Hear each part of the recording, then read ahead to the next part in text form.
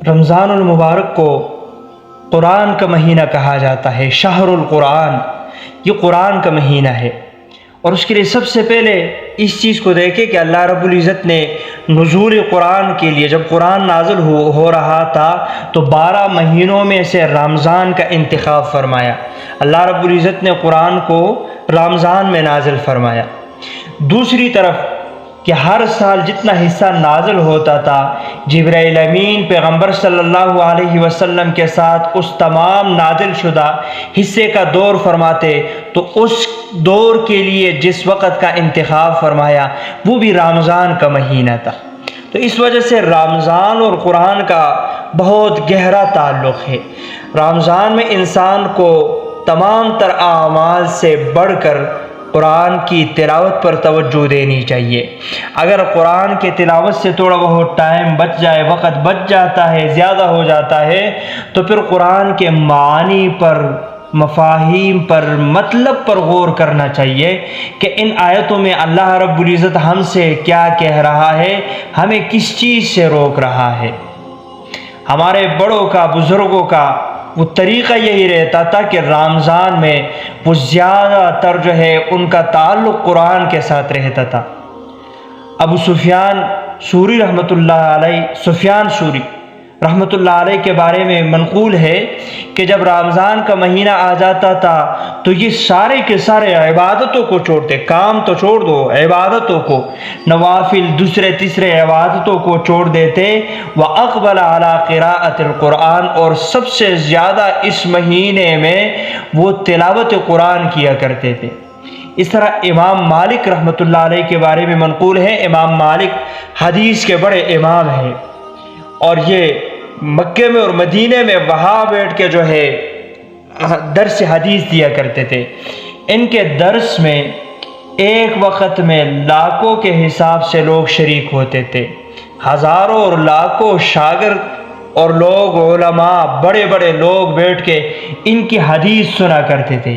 لیکن جب رمضان کا مہینہ شروع ہو جاتا تھا تو یہ حدیث کا درس دینا بند کر دیتے اور فرماتے کہ اب قرآن کا مہینہ شروع ہو گیا، اب صرف قرآن کا ٹائم ہوگا۔ زیادہ سے زیادہ وقت پھر ان کا کس میں صرف ہوتا تھا؟ قرآن کی تلاوت میں۔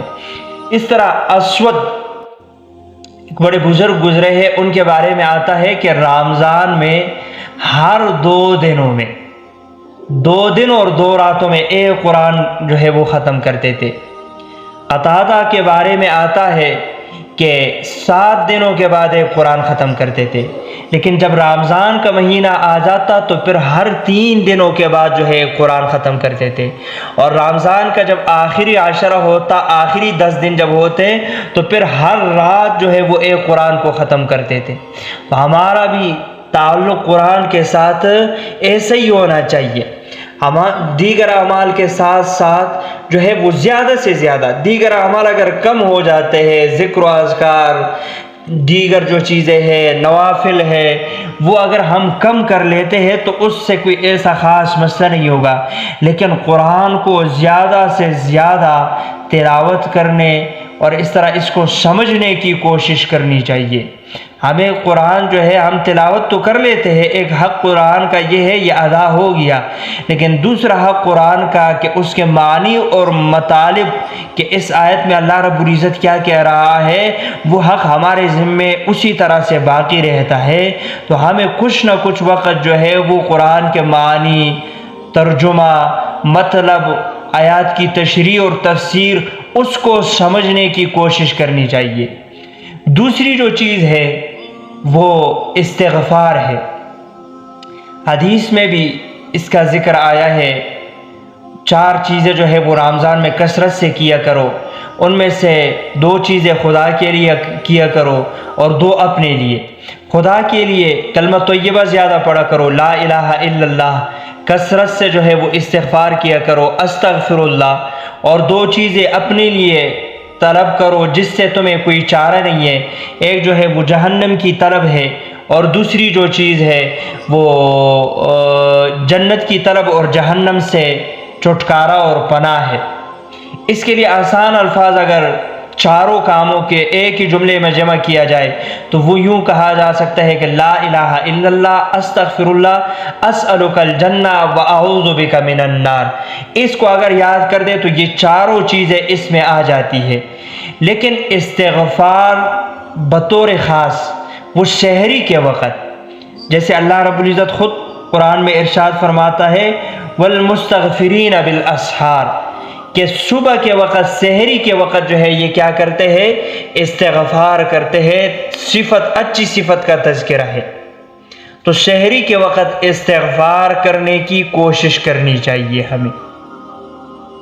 اور خود حدیث میں آتا ہے کہ اللہ رب العزت آسمانی دنیا پر آ جاتے ہیں، اور آسمانی دنیا پر آ جانے کے بعد جو ہے وہ پھر 3 اعلان ہے۔ ایک حدیث میں، روایت میں جو آتا ہے 3 اعلان اللہ کرتے ہیں۔ سب سے پہلا اعلان جو ہے حل من تائب، کوئی توبہ کرنے والا ہے، کوئی ایسا ہے جو توبہ کرنا چاہتا ہو اور میں اس کی توبہ قبول کر لوں۔ دوسرا جو اعلان ہوتا ہے وہ ہے کہ حل من مستغفر، کوئی بخشش مانگنے والا ہے، یعنی گناہوں کی بخشش مانگنے والا کہ اللہ میرے گناہوں کو معاف کر دے۔ اور تیسری جو چیز ہے وہ ہے رزق طلب کرنے والا۔ تو یہاں بھی جو سحری کا وقت ہے، حدیث سے بھی معلوم ہوتا ہے کہ توبہ اور استغفار اور بخشش، گناہوں کی بخشش، اس وقت بطور خاص جو ہے اللہ رب العزت ان چیزوں کا اعلان کر کے کہتا ہے کہ آپ جو ہے اپنے یہ کام کروا دے۔ تو ہمیں چاہیے کہ اس ٹائم جو ہے وہ استغفار کثرت سے پڑھے، استغفار سحری کے وقت۔